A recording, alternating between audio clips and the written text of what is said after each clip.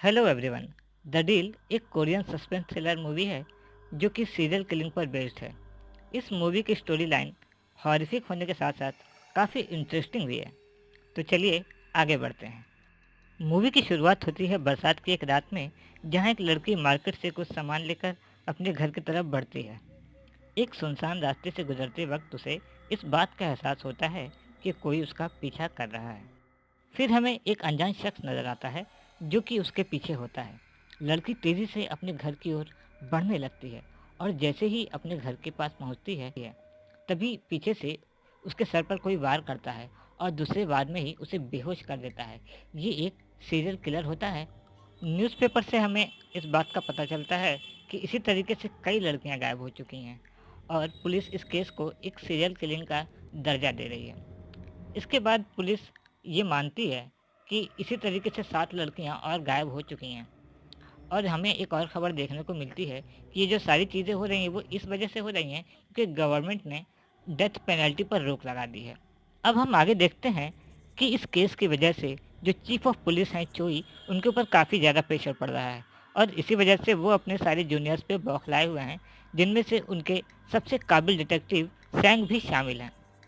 इसके बाद सैंग चीफ की फटकार सुनकर अपने पार्टनर किशोक के साथ चैंग इस केस को सॉल्व करने के लिए निकल पड़ते हैं।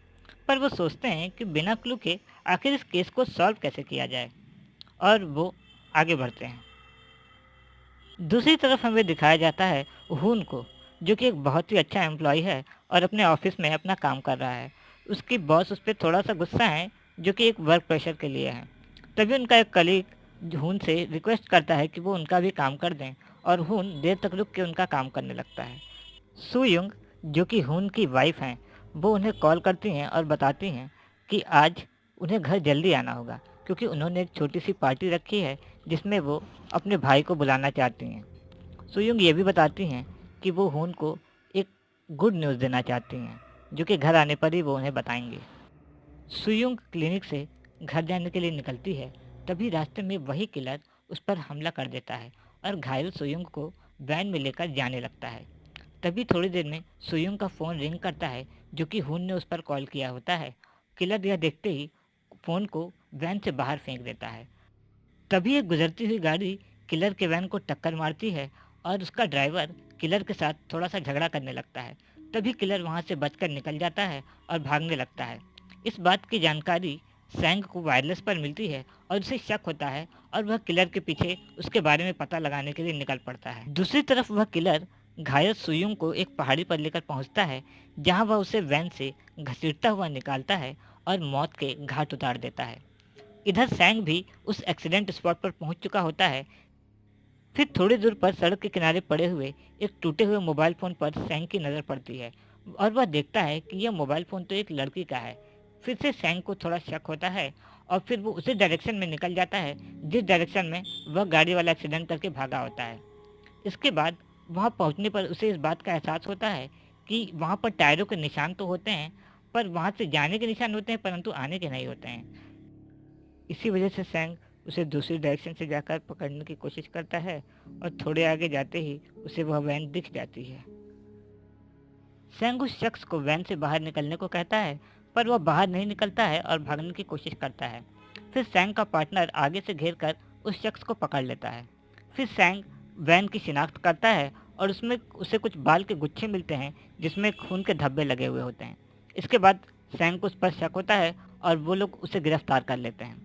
इसके बाद फॉरेंसिक की टीम वैन की जांच करती है और उससे पता चलता है कि उस वैन में खून के बहुत सारे धब्बे हैं और पुलिस को ये बात कंफर्म हो जाती है कि ये वही किलर है जिसे वे महीनों से ढूंढ रहे थे।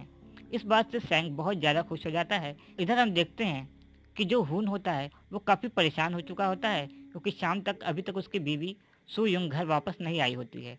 इस बात की जानकारी देने के लिए वो अपने साले यानी सैंग को कॉल करता है। खुशी के मारे हून की बात को नज़रअंदाज करके उसके कॉल को काट देता है, पर थोड़े ही देर में सैंग के जूनियर के द्वारा उसको इस बात की जानकारी मिलती है कि जिस लड़की का मोबाइल उसे क्राइम स्पॉट पर मिला था वह कोई और नहीं बल्कि सैंग की अपनी छोटी बहन सू यूंग ही थी। अब इस बात से सैंग बहुत ज़्यादा बौखला जाता है और सेल में जाकर किलर यानी चियोन को मारने लगता है। सैंग अपने बहन के घर पर जाता है और उसे शिनाख्त करने पर उसकी बहन के बाल का एक छोटा सा टुकड़ा मिलता है और वो उस टुकड़े को ले जाकर फॉरेंसिक लैब में भेजता है। फॉरेंसिक की रिपोर्ट आने के बाद इस बात का पता चलता है कि सुयुंग के बाल और वैन में जो बाल मिले थे वो दोनों एक ही व्यक्ति के बाल हैं, यानी कि सुयुंग अब मर चुकी है। सुयुंग की मौत की खबर जानकर हून पूरी तरीके से टूट जाता है और बहुत दुखी हो जाता है। इधर पुलिस बहुत बड़े लेवल पर सर्च ऑपरेशन चलाती है, जिसकी शुरुआत में उन्हें कुछ हाथ नहीं लगता, पर बाद में चियोन के लॉन में उन्हें 3 लड़कियों की लाश मिलती है, जिसके बाद पुलिस को ये पता चलता है कि किलर चियोन अभी तक 10 लड़कियों को मार चुका है। पुलिस चियोन से पूछती है कि उसने बाकी लड़कियों को कहाँ दफना रखा है, पर वह कोई जवाब नहीं देता। यहाँ तक कि सैंग भी जानना चाहता है कि उसने उसकी छोटी बहन को मारकर कहाँ गाड़ा है, और यह जानने के लिए वह चियोन को टॉर्चर करता है, उसके सामने गिड़गिड़ाता है और उसके सामने पिस्तौल तक तान देता है, पर वह एक कोल्ड ब्लडेड मर्डरर की तरह बस मुस्कुराता रहता है। चियोन की क्राइम की वजह से पब्लिक में गुस्सा है और इधर पुलिस चियोन को क्राइम स्पॉट पर डिमॉन्स्ट्रेशन के लिए ले जाती है। तभी भीड़ में से हून चाकू लेकर चियोन की तरफ बढ़ता है ताकि वह उस पर हमला कर सके, पर एक पुलिस ऑफिसर की समझदारी की वजह से वह नाकामयाब हो जाता है। इधर सैंग भी दुखी है कि वह अपनी बहन की लाश का पता नहीं लगा पाया और कोर्ट चियोन को 3 लोगों के मर्डर के लिए डेथ पेनल्टी यानी मौत की सज़ा सुनाती है, और दूसरी तरफ हून भी आत्महत्या की नाकामयाब कोशिश करता है। इन सब चीज़ों के बाद सैंग एक दिन हून के घर डिनर के लिए जाता है। डिनर में हून सैंग को क्रैब सूप सर्व करता है। यह वही डिश है जो सुयुंग अपनी मौत की रात उसे बनाकर खिलाने वाली थी। 3 साल बीत चुके हैं और गवर्नमेंट ने अभी तक डेथ पेनल्टी को लेकर कोई भी लॉ पास नहीं किया है और चियुन की फांसी भी अभी तक पेंडिंग है।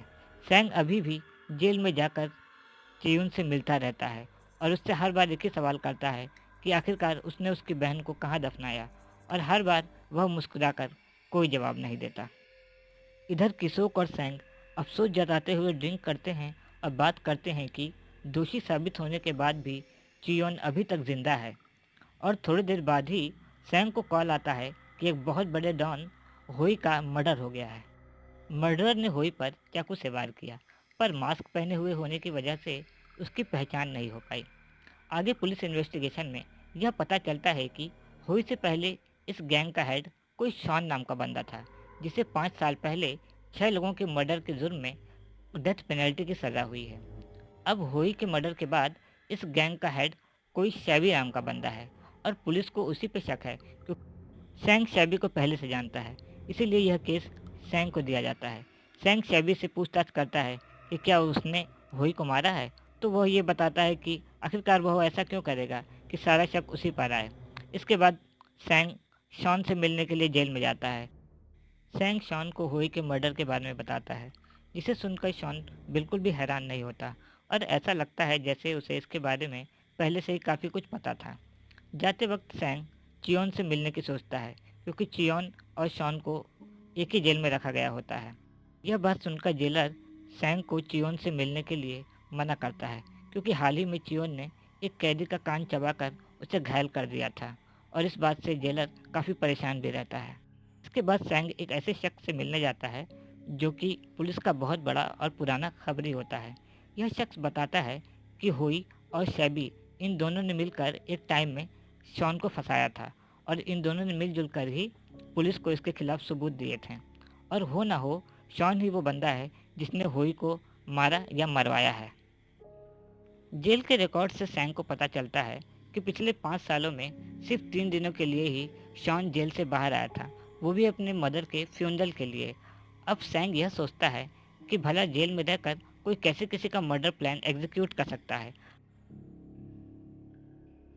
और यही जानने के लिए सैंग शॉन के मदर के फ्यूनरल का सीसीटीवी फुटेज मंगाकर उसे चेक करता है और उसमें पाता है कि शॉन किसी बंदे से बात कर रहा था, और जैसे ही वो उसे जूम करता है वह पूरी तरीके से शॉक हो जाता है क्योंकि वह देखता है कि वह शख्स कोई और नहीं बल्कि उसके सिस्टर का हस्बैंड हून था। उसके बाद सैंग हून के घर जाता है जो इतने सालों से वीरान पड़ी होती है। तभी सैंग को किसी के आने की आहट होती है और वह वहाँ छुप जाता है। तभी उस अनजान शख्स को भी यह पता लग जाता है कि कोई अंदर है और वह वहाँ से भागने लगता है। सैंग उसका पीछा करता है और एक डेड एंड पे जाकर वो दोनों रुक जाते हैं और वो बंदा पीछे मुड़ता है तो पता चलता है कि वो कोई और नहीं खून ही है। उसके बाद सैंग उसको देखकर इमोशनल हो जाता है। फिर उसे समझ में नहीं आता है कि वो ऐसा क्यों कर रहा है। फिर उसे लगता है कि हाँ, यही वो शख्स था जिसने होई का मर्डर किया था। इसके बाद खून वहाँ से भाग जाता है। इसके बाद सैंग हून के घर वापस लौटता है और देखता है कि एक कार्डबोर्ड पर चाकू से खरोच कर लिखा गया है कि चियोन को मरना होगा। और अब वह धीरे धीरे समझने लगता है कि चियोन को डेथ पेनल्टी एग्जीक्यूट ना होने की वजह से हून काफ़ी फ्रस्ट्रेट हो गया और उसने यह फैसला लिया कि अब वह चियोन को अपने हिसाब से अपने तरीके से सज़ा देगा और अपनी वाइफ के मौत का बदला लेगा। और अब वह समझ जाता है कि हून का अगला शिकार और कोई नहीं, शैबी ही है। और वह उसे कॉल कर कर इस बात के बारे में वार्न करता है, पर शैबी उसकी बात को मजाक में उड़ा के उसे इग्नोर कर देता है। और इसी के जस्ट बाद हून अपनी गाड़ी से शैबी की गाड़ी को टक्कर मार देता है। इसके बाद हून अपने घर पहुंचता है और अपने घर में आग लगाकर सारे सबूत जलाकर मिटा देता है। फिर भी सीसीटीवी के थ्रू पुलिस को उसके बारे में पता चल जाता है और चीफ ऑफ पुलिस सैंग से इसके बारे में जवाब पूछते हैं और इससे नाराज़ होकर वह सैंग को टेम्परेरली सस्पेंड कर देते हैं। इधर जेल में शॉन हथियार बनाकर चियोन पर हमला कर देता है और चियोन भी अपनी पूरी ताकत से उस पर बरस पड़ता है। दोनों में लड़ाई होती है और दोनों बहुत ज़्यादा बुरी तरीके से घायल हो जाते हैं। घायल होने के हालत में ही उन दोनों को हॉस्पिटल में एडमिट कराया जाता है। हॉस्पिटल में सैंग शॉन से मिलने के लिए पहुंच जाता है और उससे यह पूछता है कि हून का प्लान क्या है। उसके बाद शॉन उसे बहुत पूछने पर बताता है कि वह हून ही था जिसने फ्यूनरल के दिन शॉन को बताया था कि शॉन को फंसाने में शैबी और हुई का हाथ है और उन दोनों ने मिलकर उसे जेल पहुंचाया है। ये हून का ही प्लान था जिसमें उसने पब्लिक प्रोसिक्यूटर को ब्लैकमेल करके शॉन को चियोन के जेल में डलवाया था और यह वादा लिया था कि होई और शैबी को मारने के बदले में शॉन को चियोन को जेल में मारकर अधमरा कर कर वापस आना होगा। हॉस्पिटल से चियोन एक पुलिस वाले को घायल करके वहां से भागने की कोशिश करता है। तभी हून वहां आ जाता है और अपने शॉक चार्जर से उसे बेहोश कर कर अपने साथ ले जाने लगता है। अलार्म की आवाज़ सुनकर सैंग चियोन के रूम की तरफ भागता है और देखता है कि एक एम्बुलेंस वैन में हून चियोन को बिठाकर ले जा रहा है। सैंग हून का पीछा करता है पर रास्ते में ही चकमा देकर हून उसे निकल जाता है। इसके बाद सैंग को रियलाइज़ होता है कि शायद इसीलिए हून ने चियोन को अधमरा करने के लिए कहा था ताकि वह खुद उसे अपने हाथों से मारकर अपना बदला ले सके। पर सैंग समझ जाता है कि हून उसे लेकर कहाँ गया होगा और उसके पीछे निकल पड़ता है। इधर पुलिस हेडक्वार्टर में भी सैंग के गाड़ी में लगे ट्रांसमीटर पर नज़र रखी जाती है और पूरी पुलिस फोर्स सैंग के पीछे निकल पड़ती है। हून उसको उसी पहाड़ी पर लेकर जाता है जहाँ पे चियोन ने उसकी वाइफ सुयुंग को मारा था। उसके बाद हून उससे कहता है कि मुझे वहाँ लेकर चलो जहाँ पर तुमने सुयुंग को दफनाया है। पहले तो वो नहीं मानता, फिर बाद में उसके गुस्सों को देखकर मान जाता है। उसके बाद वो उसे वहाँ पर लेकर जाता है और बताता है कि देखो, मैंने यहीं पे तुम्हारी वाइफ को दफनाया था। अपनी वाइफ की लाश देखकर हून काफ़ी इमोशनल हो जाता है और इसी बात का फ़ायदा उठाकर चियोन उस पर किसी हथियार से हमला कर देता है और उसे मार मार कर अधमरा कर देता है। तभी मौके पर सैंग पहुंच जाता है और चियोन से हून को बचा लेता है। उसी वक्त हून इशारा करके बताता है कि वही तुम्हारी बहन सुयुंग की लाश है। इसके बाद सैंग बहुत ज़्यादा आग बबूला हो जाता है और चियोन पर हमला कर देता है। उसके बाद उसे मार मार कर घायल कर देता है और पत्थर उठाकर उस पर मारने ही वाला रहता है। तब तक पुलिस आ जाती है और उसे याद दिलाती है कि तुम एक पुलिस वाले हो, ना कि एक मर्डरर। उसके बाद फिर चियून उसको भड़काता है और बोलता है कि जब मैं तुम्हारी बहन को मार रहा था तो वह बोल रही थी कि मेरा भाई एक पुलिस वाला है और मेरा बदला वह ज़रूर लेगा और तुम तो एकदम बुज़दिल निकले। यह सब सुनकर सैंग बहुत ज़्यादा गुस्से में आ जाता है और दोबारा पत्थर उठा लेता है चियोन को मारने के लिए। तब तक पुलिस उसके हाथ पर फायर करके उसे रोक देती है और चियोन को पकड़ कर ले जाने लगती है। इसके बाद सैंग अपने पार्टनर की गन निकाल कर चियोन पर हमला कर देता है और उसे फायर करके वहीं पर मार देता है। इसके बाद पुलिस सर्च ऑपरेशन करके बाकी लड़कियों की लाशों को खोज कर निकालती है और मूवी के एंड में हमें दोबारा एक फ्लैशबैक दिखाया जाता है जिसमें सैंग, हून और उसकी बहन सियुंग मिलकर एक दूसरे की पिक्चर क्लिक कर रहे होते हैं और बहुत ही खुश दिखाई